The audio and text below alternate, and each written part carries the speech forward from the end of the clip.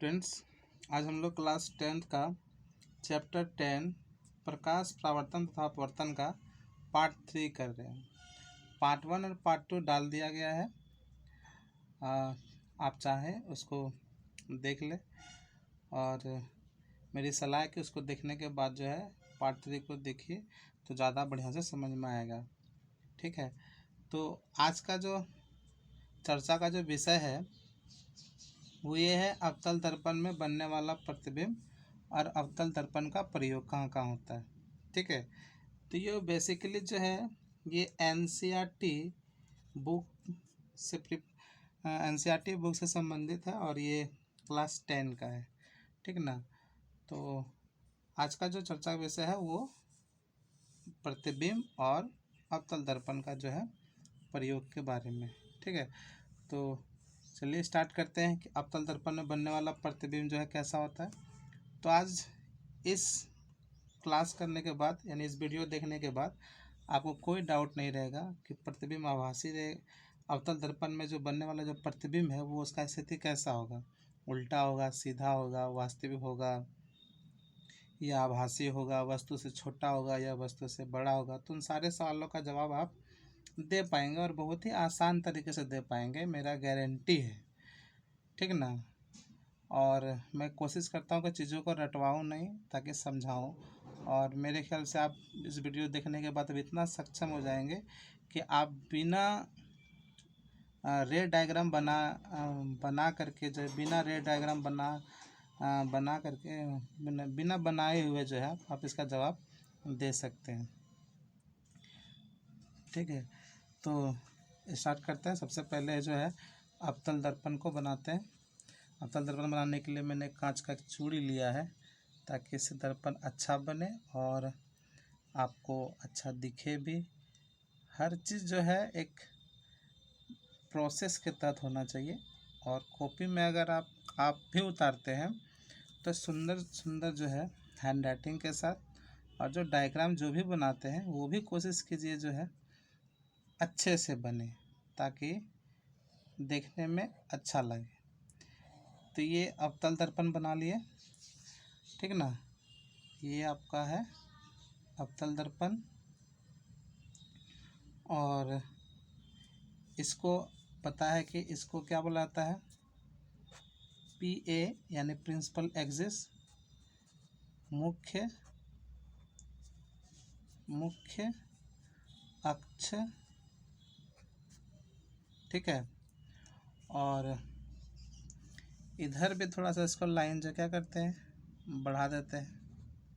ठीक, तो अब देखिए आपको पता होना चाहिए कि जो वस्तु है वो कहाँ कहाँ रखा जाता है। तो जैसे ये अवतल दर्पण है तो आपको मालूम होगा पिछले वीडियो में बताए थे कि यहाँ फोकस होता है, यहाँ पे क्या होता है सेंटर होता है, यहाँ पे पोल होता है, इस बिंदु को पोल बोलते हैं, और यहाँ पे एक और रख देते हैं आपका इन्फिनेटिव।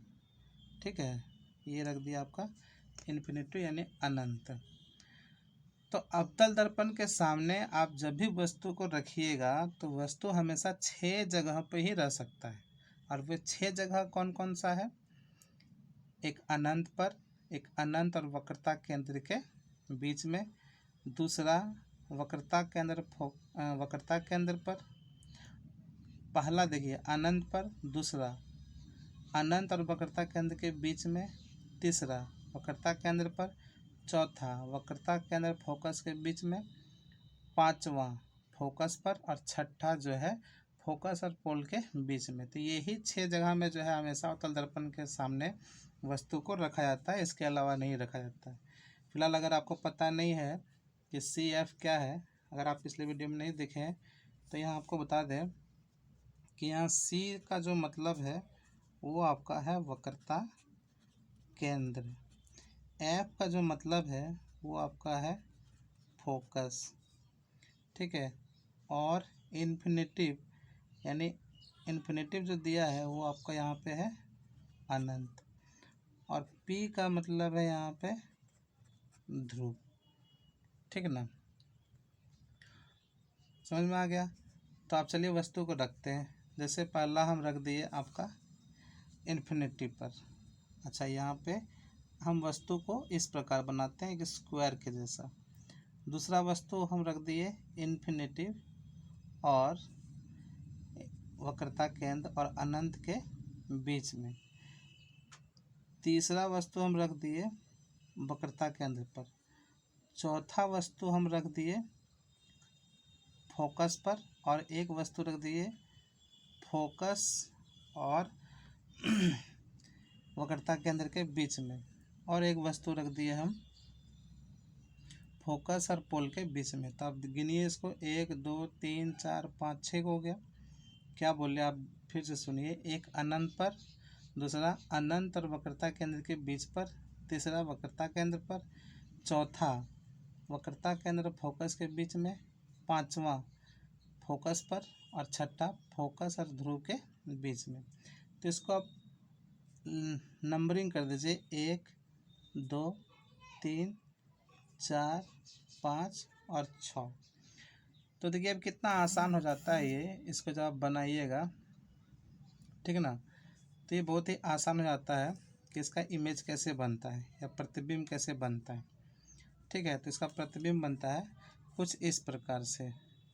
अच्छा, ये भी ले देते हैं कि यहाँ पर स्क्वायर का मतलब क्या है, वस्तु की स्थिति। वस्तु की स्थिति मतलब आप वस्तु को कहाँ कहाँ रखें। और जब इसका इमेज बनाएंगे तो इसका इमेज देखिए कैसे बनेगा। इमेज को हम रेक्टेंगल बना देते हैं, आयत बना देते हैं। तो ये पहला हो गया, दूसरा हो गया आपका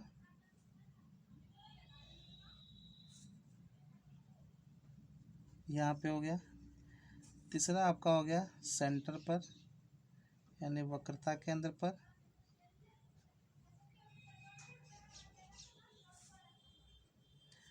पांचवा हो गया वक्रता केंद्र और अनंत के बीच में, और एक हो गया आपका अनंत पर। ठीक है, और एक आपका हो गया पीछे यहाँ पे। हो गया 6 आपका हो गया। तो अब देखिए कितना आसान हो गया। एक यहाँ लिख लेते हैं कि जो आयत है लंबा वाला, ठीक है, ये आपका है प्रतिबिंब की स्थिति। प्रतिबिंब की स्थिति, ठीक है। आप यहाँ पर भी नंबरिंग दे दीजिए, जैसे 1 है, 2 है, 3 है, 4 है और 5 है। तो इसका मतलब क्या हुआ, नंबरिंग यहाँ क्यों दिए, तो इसे समझने में आपको आसानी हो जाएगा। जैसे कि अगर हम वस्तु को अनंत पर रखें तो अनंत पर जो रखने वाला जो डब्बा है यानी वस्तु है, वो देखिए उसका डब्बा 1 नंबर कहाँ पे बना है, फोकस पर बना है। यानी कि अगर हम अनंत पर वस्तु को रखेंगे तो उसका प्रतिबिंब कहाँ बनेगा, फोकस पर। अगर हम अनंत और वक्रता केंद्र के बीच में वस्तु को रखें यानी 2 नंबर का डब्बा, तो 2 नंबर का डब्बा का जो प्रतिबिंब है देखिए यहाँ पे बन रहा है, यानी वो वक्रता केंद्र फोकस के बीच में। यानी हम क्या कहेंगे कि अनंत और वक्रता केंद्र के बीच में जो रखा वस्तु होगा उसका प्रतिबिंब जो होगा वो वक्रता केंद्र फोकस के बीच में बनेगा। तीसरा देखिए कि यहाँ पे वक्रता केंद्र पर जब वस्तु रखें डब्बा नंबर 3, तो प्रतिबिंब भी वहीं पे बना है। तो अगर हम बोलेंगे कि वक्रता केंद्र पर अगर किसी वस्तु रखें तो इसका प्रतिबिंब कहाँ बनेगा, वक्रता केंद्र पर ही बनेगा। चौथा नंबर डब्बा देखिए कि अगर वक्रता केंद्र फोकस के बीच में रखे हैं तो इसका जो प्रतिबिंब बनेगा वो उसका देखिए यहाँ पे 4 नंबर का डब्बा यहाँ पे बना है, यानी इसका जो प्रतिबिंब बनेगा वो अनंत और वक्रता केंद्र के बीच में बनेगा। फिर 5वां नंबर देखिए कि फोकस, अगर फोकस पर रखते हैं वस्तु को डब्बा नंबर 5, तो डब्बा नंबर 5 देखिए यहाँ पे इसका प्रतिबिंब यहाँ बना है, यानी कि फोकस पर अगर आप वस्तु को रखते हैं तो इसका प्रतिबिंब जो कहाँ बनेगा, अनंत पर बनेगा। और अगर आप वस्तु को फोकस और पोल के बीच में रखते हैं यानी फोकस और ध्रुव के बीच में रखते हैं तो इसका जो प्रतिबिंब होगा वो यहाँ पे बनेगा, यानी कि दर्पण के पीछे बनेगा। समझ में आ गया, तो कहाँ कहाँ बनेगा। उसके बाद आप ये भी देखिए कि ये वस्तु जितनी भी रखी गई है सारे सीधा है, सीधे वस्तु है, लेकिन इसका प्रतिबिंब कैसा बना है, सब उल्टा बना है ना। तो एक चीज़ हमेशा रखिए कि ये जो आपको दिख रहा है ये सब प्रतिबिंब कैसा है, उल्टा है। और जहाँ पे उल्टा रहता है वहाँ पे वास्तविक होता है, ये ध्यान रखिए। उल्टा के साथ हमेशा वास्तविक जुड़ा हुआ रहता है, ठीक है। और उसके बाद जहाँ पे सीधा रहता है, देखिए 6 नंबर का जो डब्बा यहाँ पे रखे हैं, यानी 6 नंबर का जो वस्तु यहाँ पे रखे हैं फोकस और ध्रुव के बीच में, तो इसका प्रतिबिंब कहाँ पे बना है, दर्पण के पीछे बना है। और ये सीधा बना है, ये उल्टा है, ये सब उल्टा, और ये क्या है, सीधा है। तो यहाँ पर जो है हम कह सकते हैं कि ये सीधा बना है। तो जहाँ पे सीधा रहेगा तो वो हमेशा क्या होता है, आभासी होता है, आभासी, ठीक है। तो कहने का मतलब है कि जहाँ उल्टा होगा वहाँ वास्तविक बनेगा, और जहाँ पे सीधा होगा वहाँ हमेशा आभासी रहेगा। इसमें कोई डाउट नहीं होना चाहिए। क्या बोले कि अगर वस्तु उल्टा बनेगा तो वास्तविक होगा, अगर वस्तु सीधा बनेगा तो वो आभासी होगा, ठीक है। तो ये हम लोग वस्तु की स्थिति देखें कि अगर कहाँ पे वस्तु को रखते हैं तो इसका जो प्रतिबिंब है कहाँ कहाँ बनता है, तो ये आप आसानी से कर सकते हैं। जैसे अगर बोले कि इन्फिनेटर और वक्रता केंद्र के बीच में वस्तु रखे तो इसका प्रतिबिंब कहाँ बनेगा, तो 2 नंबर का डब्बा यहाँ देखिए। तो यहाँ देखिए कि सी और एफ के बीच में, यानी वक्रता केंद्र और फोकस के बीच में बनेगा, ठीक है। तो वस्तु कहाँ बनेगा ये आपका क्लियर हो गया। दूसरी बात कि वस्तु उल्टा बनेगा, यहाँ देखिए सीधा बना है ना। और वस्तु कैसा रहेगा, उल्टा होगा, और वास्तविक बनेगा, उल्टा है तो वास्तविक रहेगा।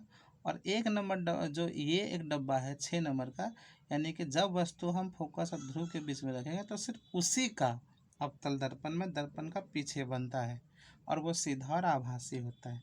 समझ में आया। अब दूसरा ट्रिक हम आपको बताते हैं ताकि इस सब डायग्राम बनाने की ज़रूरत भी नहीं है। जैसे कि एक तरफ हम इधर लिख लिए वस्तु, ठीक है, और लकीर खींच दिए, फिर दूसरा तरफ लिख दिए प्रतिबिंब।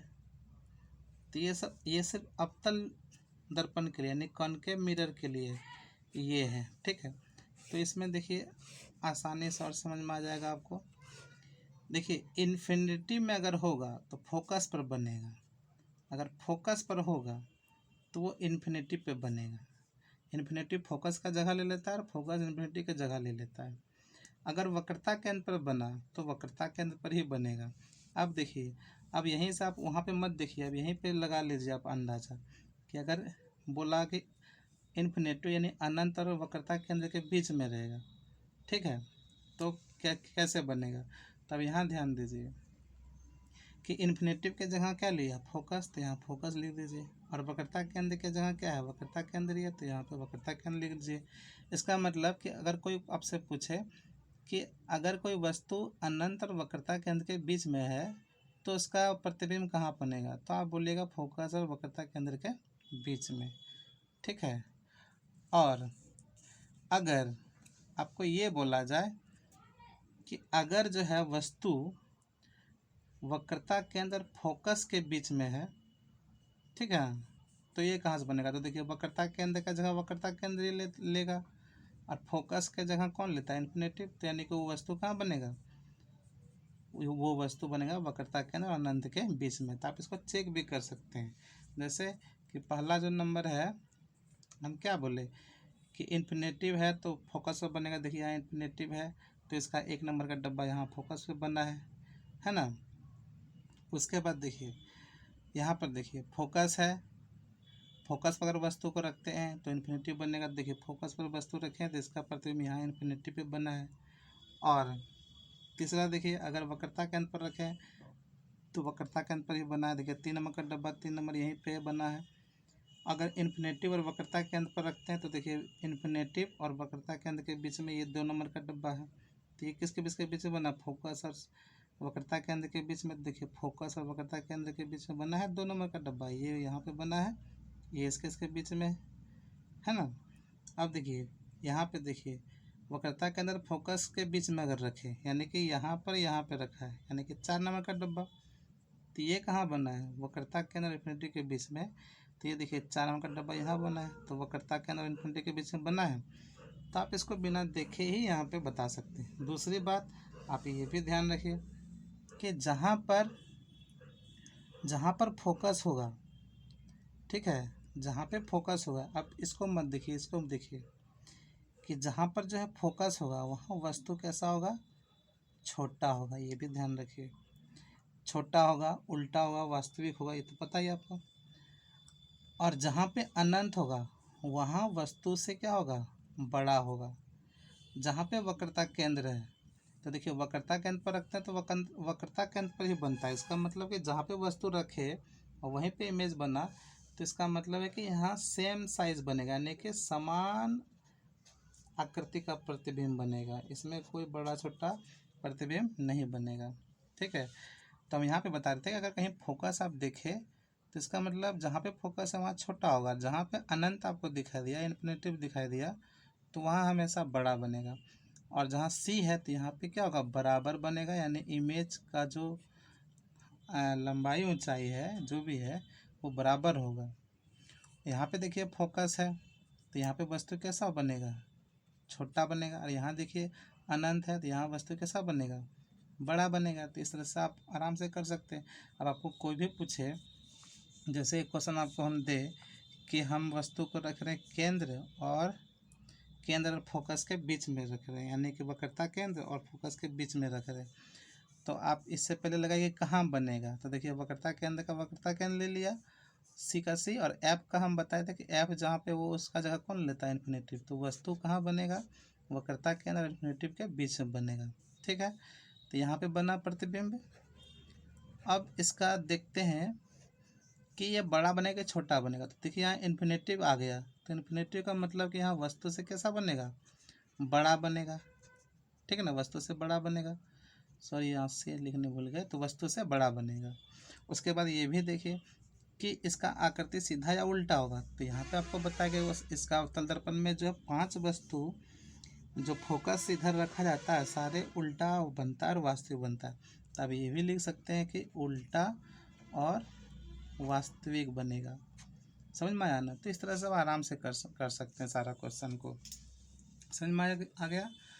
अब 1 मिनट रुकिए, आपको पूरा दिख नहीं रहा होगा तो हम थोड़ा बड़ा कर देते हैं, ठीक है, ताकि आपको अच्छा से दिखे और समझ में बढ़िया से आपको आए। आपका समझाना ही मेरा मेन उद्देश्य है। अब मेरे ख्याल से आपको दिख गया होगा सारा। तो ये आप इसको नोट कर लें तो ज़्यादा बेहतर रहेगा, ठीक है। अब इसमें से कोई आपको दिक्कत नहीं होना चाहिए। अगर कोई आपको दिक्कत है तब कमेंट में ज़रूर डाउट लिखिएगा।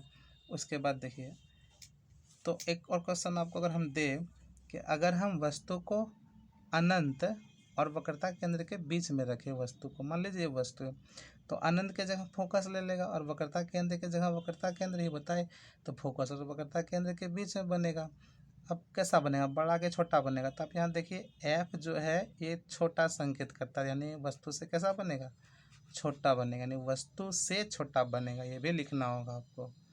समझ में आ गया ना। और फिर उसके बाद वास्तविक और उल्टा, ये तो हम बताएं कि अवतल दर्पण में इधर 5 वस्तु जो है वास्तविक उल्टा बनता है। सिर्फ एक ही वस्तु जो है पोल और ध्रुव के जो है बीच में है, यानी फोकस, सॉरी एफ यहाँ लिखते हैं, यहाँ पे पी, यानी फोकस और पोल के जो बीच में होता है, यानी ये आपका क्या बोल लें कि आपका जो ये है फोकस और ध्रुव के बीच में है, ये वस्तु आपका कैसा बनता है, सिर्फ ये वस्तु आपका बनता है सीधा और कैसा बनता है, आभासी। तो एक ही वस्तु आप ध्यान में रखें। इसको रे डायग्राम से भी बता देंगे, अगर आप ये पहले समझ लें, क्योंकि ऑब्जेक्टिव क्वेश्चन पूछा जाता है तो ऑब्जेक्टिव क्वेश्चन के लिए आपको वहाँ रे डायग्राम बनाने के लिए थोड़ी ना देगा, आपको डायरेक्ट वो बता देगा कि वस्तु यहाँ पे रखा है तो कहाँ बनेगा। तो आप इसको इजीली बता सकते हैं। और ख़ास करके अगर ये चीज़ आप याद रखें तो ये सब का भी कोई ज़रूरत नहीं पड़ेगा, ठीक है। खाली ये तो हम चाहते तो यही बताते, लेकिन ये उल्टा बताना और वास्तविक बताना ज़रूरी था, इसलिए इमेज हम बना दिए, ठीक है। तो रे डायग्राम का भी हम बता देंगे, क्योंकि अगर सब्जेक्टिव किसी एग्ज़ाम हुआ तो वो तो ज़रूरी है ही, लेकिन ऑब्जेक्टिव के उद्देश्य से ये आपके लिए काफ़ी है, ठीक है। अब नेक्स्ट जो है देखते हैं कि अवतल दर्पण का प्रयोग, कहाँ अवतल दर्पण का प्रयोग होता है।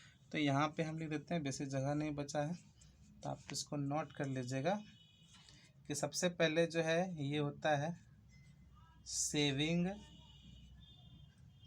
मिरर में यानी सेविंग दर्पण में।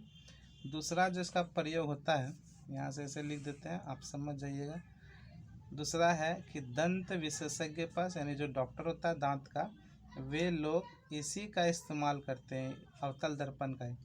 तीसरा जो आपका यूज है वो सोलर भट्ठी में किया जाता है, सोलर भट्ठी में किया जाता है। चौथा जो आपका है वो क्या आता है, वाहनों का हेडलाइट्स में किया जाता है, वाहनों का हेडलाइट जिसको हिंदी में बोलते हैं अग्रदीपों में, सामने वाला है, ठीक है। पांचवा जो आपका है उसमें आप बोल सकते हैं कि टॉर्च में भी किया जाता है, इसको सर्च लाइट भी बोलते हैं। और छठा जो है वो किया जाता है आपका नाक में, नाक, कान और गला का जो डॉक्टर होता है, गला का जो डॉक्टर होता है उसके पास किया जाता है। तो आप इसको एक प्रोसेस रूप में इसको पूरा लिख लें और उसके बाद इसका रिवीजन कर लें तो ज़्यादा बेहतर रहेगा। और मेरा गारंटी है कि आपको कोई भी एग्ज़ाम में छूटने का डर नहीं रहेगा, कोई भी क्वेश्चन। तो फिर भी अगर कोई आपको डाउट है तो आप कमेंट में जो है ज़रूर लिखिएगा कि यहाँ समझ में नहीं आया, तो कोशिश करेंगे समझाने का। हालांकि आप ये डायग्राम जो है याद रखिए, ठीक है। वीडियो अगर अच्छा लगा तो आप लाइक कीजिए और सब्सक्राइब भी कीजिए और शेयर भी कीजिए और कमेंट भी कीजिए। भगवान आपको आशीर्वाद दे, पढ़े लिखे खूब। धन्यवाद, थैंक यू।